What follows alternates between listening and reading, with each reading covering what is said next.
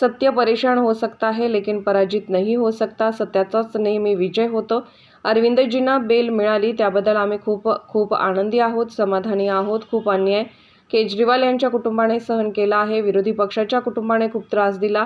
लढेंगे और जीतेंगे. मी नेहमीच मराठा, धनगर, लिंगायत या समाजाच्या आरक्षणासाठी संसदेत वारंवार बोलले आहे. कॉम्प्रिहेन्सिव्ह बिल आणून त्यावर चर्चा घडवून आणली पाहिजे. सरकार जो निर्णय घेईल त्याच्या पाठीशी आम्ही राहू.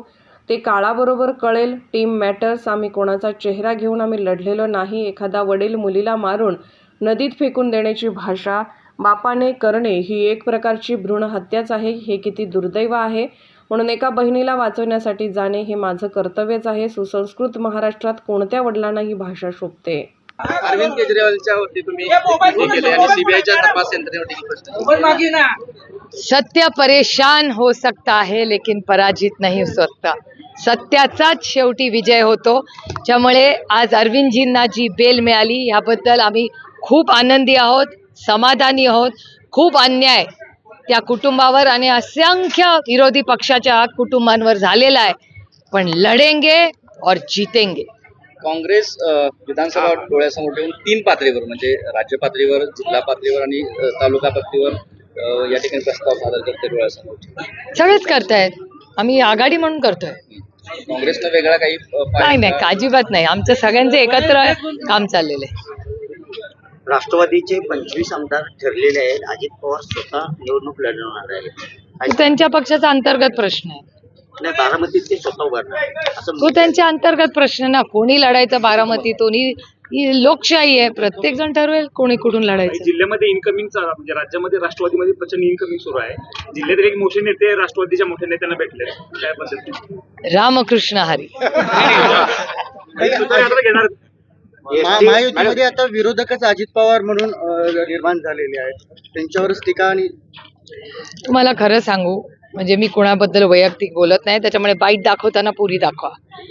माझी ही कुणावर वैयक्तिक काही टीका टिप्पणी नाही आहे. पण गेले 18 वर्ष मी बारामती लोकसभा मतदारसंघाच्या आशीर्वादाने खासदारकीची जबाबदारी लोकांनी मला दिली आहे.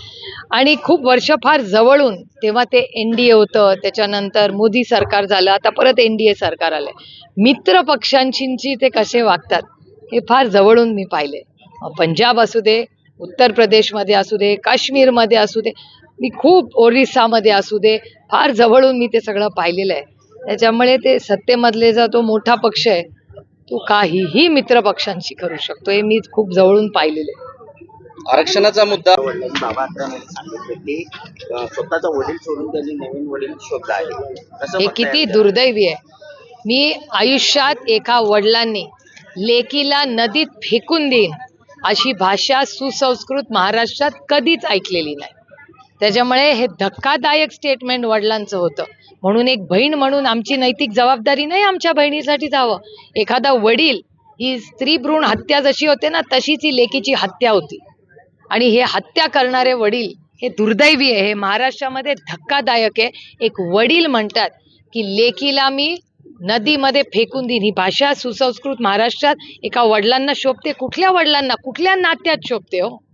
हे खूप धक्कादायक होतं. आणि ती बिचारी, तिला किती धक्का बसला असेल ह्याचा विचार करा ना तुम्ही. त्याच्यामुळे अर्थातच आमच्या भगिनीला आधार देणं ही आमची नैतिक जबाबदारी होती आणि आहे आणि आयुष्यभर राहील. मुख्यमंत्री लाडकी बहीण योजनेत संभाजीनगरमध्ये 12 भावांनी महिलेचे छायाचित्र लावून स्वतःचा अर्ज भरल्याचं समोर आलेलं आहे. हे प्रश्न मला विचारू नका. या ट्रिपल इंजिनच्या खोक्या सरकारला विचारा. तंत्रज्ञानाचा वापर करताना अशा गोष्टी सारखं त्यांच्या त्या योजनेमध्ये सारख्या चुका कशा निघतात हो.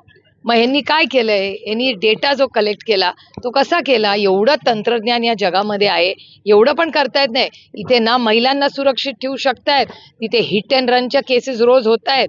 ड्रग्स तर या राज्यात वाढलेलेच आहेत. म्हणजे कोणी आता आमच्याकडे तर कोयता गँग ती तर पुण्यात सगळीकडे फिरत असते. मग ह्या राज्यामध्ये सुरक्षितता राहिली आहे का नाही. नीटचे पेपर लीक होतात. मग या चाललंय का अन्नाधुंदी कारभार चाललाय या देशामध्ये. कारण का ह्यांना घरं आणि पक्ष, इन्कम टॅक्स, CBI आणि ED म्हणजे आईस हे सोडून यांना वेळ कुठे आहे दुसरं काय करायला किंवा मायबाप जनतेची सेवा करायला. म्हणूनच आदरणीय पवार साहेब म्हणतात की सरकार बदललं पाहिजे. तुम्ही सरकार येणार असं सांगताय पण महाविकास आघाडीचा मुख्यमंत्री कोण असेल काय? हे काळाबरोबर तुम्हाला कळेलच की टीम मॅटर्स. आणि अनेक वेळा आम्ही इलेक्शन्स लढलेलो आहोत. आम्ही कुणाचाच एक चेहरा घेऊन लढलेलो नाही. आम्ही वैचारिक पद्धतीने एकत्र आलेलो आहोत. आघाडीचा जाहीरनाम्यामध्ये आरक्षणाचा समावेश कसा पद्धतीने असेल? मी अनेक वेळा हा फक्त या इलेक्शनसाठी सीमित नाही, पण गेले 10 वर्ष सातत्याने मी स्वतः लोकसभेमध्ये मराठा, धनगर, लिंगायत, मुस्लिम आणि भटक्या विमुक्त समाजाच्या जे आरक्षणाची मागणी आहे त्याच्यासाठी मी वारंवार बोललेले आहे. या देशामध्ये सगळ्यात जास्त आरक्षणाची मागणी ही कोणी केली असेल तर आदरणीय पवार साहेबांच्या राष्ट्रवादी काँग्रेस पक्षाने केलेली आहे. आणि सातत्याने मी केंद्र सरकारला विनंती करत आले की देशामध्ये अनेक राज्य आहेत, अनेक घटक आहेत ज्यांना आरक्षण पाहिजे. एक कॉम्प्रिहेन्सिव्ह बिल आणा. त्या कॉम्प्रिहेन्सिव्ह बिलच्या माध्यमातून 3, 4, 5 दिवस चर्चा करू, सगळ्यांचं एकमत करू आणि सगळे एकत्र मिळून आपण हा प्रश्न सोडू. जे कुणाचं राज्य असेल ते मराठा, धनगर, लिंगायत, मुस्लिम आणि भटक्या विमुक्त च्या समाजांना आरक्षण देईल त्या सरकारच्या मागे आम्ही ताकदीने उभा राहू. एसटी कर्मचाऱ्यांना दिलेला शब्द सरकारने फिरवला आहे. पगारवाढ ही 2020 पासून नाही तर 2024 पासून देणार असं सांगितलं जातं. काय नवीन आहे? सरकार असंच आहे, जुमलेबाज सरकार आहे. त्याच्यामुळे मला काही आश्चर्य वाटत नाही जेव्हा शब्द फिरवतात. मॅडम यामिनी जाधवांनी काल मूर्खावाटप केलं. नितेश राणे सांगतात ते हिंदूशी व्यवहार करा, हे कितपत योग्य आहे?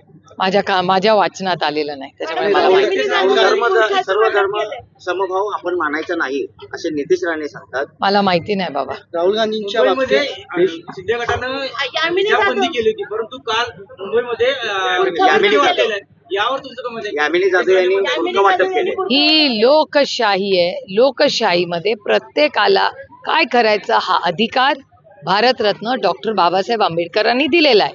आणि त्यांच्या अंतर्गत जे काय त्यांची युती आहे ना, त्या युतीमध्ये काय त्यांची लढाई होते ते तुमच्या चॅनलवर तुम्ही दिसताय. मला त्याच्यात नाही पडायचं काय. तुम्ही सरकार येणार असं सांगताय, पण महाविकास आघाडीचा मुख्यमंत्री कोण असेल काय? हे काळाबरोबर तुम्हाला कळेलच की टीम मॅटर्स. आणि अनेक वेळा आम्ही इलेक्शन्स लढलेलो आहोत. आम्ही कुणाचाच एक चेहरा घेऊन लढलेलो नाही. आम्ही वैचारिक पद्धतीने एकत्र आलेलो आहोत आणि महाराष्ट्राच्या हितासाठी आणि स्वाभिमानासाठी आणि विकासासाठी आम्ही एकत्र आहोत. राहुल गांधीचे आरक्षणावर स्टेटमेंट परदेशामध्ये गेलेलं तुम्ही ऐकलं असेल. हो, ती पूर्ण काही स्टेटमेंट म्हणजे कम्प्लिटली आउट ऑफ कॉन्टेक्स्ट दिसतंय, कारण का त्याचा एकच भाग काढलेला आहे. पण मी एक तुम्हाला सांगते, सुप्रिया सुळे आणि राष्ट्रवादी काँग्रेस पक्षाचा प्रत्येक कार्यकर्ता हा संविधानासाठी आयुष्यभर लढत राहील. आणि या देशाचं संविधान बदलायचा प्रयत्न जो भारतीय जनता पक्षाने करण्याचा प्रयत्न केला त्याच्यासाठी पूर्ण ताकदीने श्वासात श्वास असेल शेवटच्या रक्ताच्या थेंबापर्यंत आम्ही लढत राहू. आणि ह्या देशाचं संविधान आम्ही कुणालाही बदलू देणार नाही. धन्यवाद.